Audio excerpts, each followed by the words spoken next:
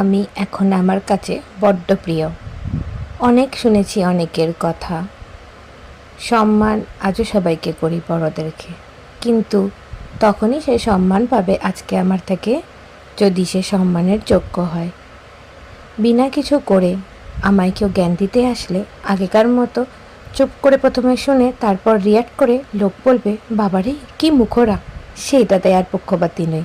কারণ আমি তোমার কথা প্রথমেই শুনবো না যদি না আমার ভালো লাগে।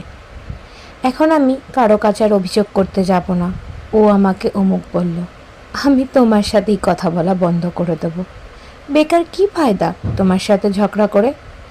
যে আমার আপনই নয় তাকে আমি আর আপন রাখতে চাই না।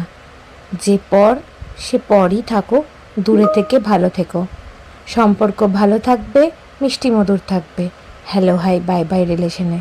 দেখা হলে একগাল হেসে জিজ্ঞেস করব, ভালো আছো তো তুমি?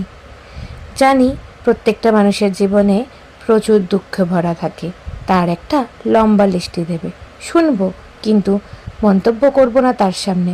কারণ আমি তার নিজের মা বা গার্জিয়ান নই, সেম ওয়েতে সেও আমার কেউ নয়।